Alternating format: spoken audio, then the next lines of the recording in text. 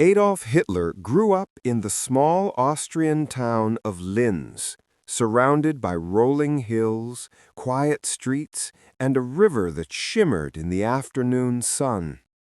Even as a young boy, he was deeply fascinated by shapes, colors, and the silent stories hidden inside landscapes.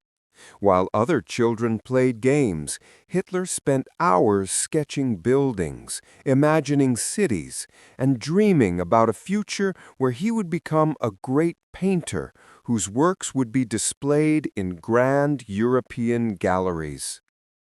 His father, Alois Hitler, was a strict customs officer who disapproved of Adolf's artistic ambitions. Alois believed art was an unstable profession and wanted his son to pursue a secure government job. But Adolf was stubborn. He believed he had been born for art, not bureaucracy.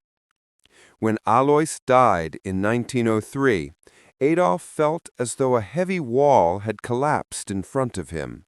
The future suddenly opened again. He began to nurture his artistic dream more seriously, waiting for the moment he would leave Linz and step into the cultural heart of Europe, Vienna. In 1907, Hitler finally boarded a train to Vienna. To him, it was not just a journey, it felt like a sacred pilgrimage. Vienna was the home of legendary painters, composers, and thinkers.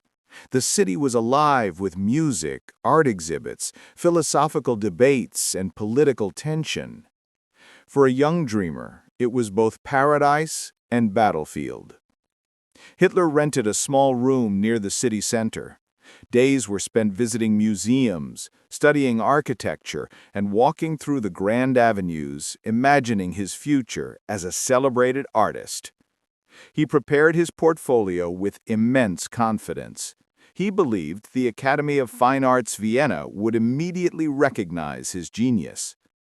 But what he did not realize was that Vienna was crowded with exceptionally talented artists, people who had trained for years, mastered anatomy, perspective, and technique.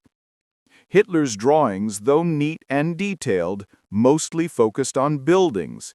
He neglected human figures, which were essential for art school applicants. In October 1907, Hitler walked into the grand building of the Academy of Fine Arts Vienna with his portfolio tucked under his arm. His heart raced with excitement.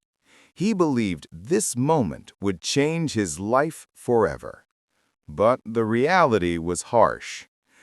After reviewing his drawings, the examiners concluded, the applicant lacks the necessary talent for painting.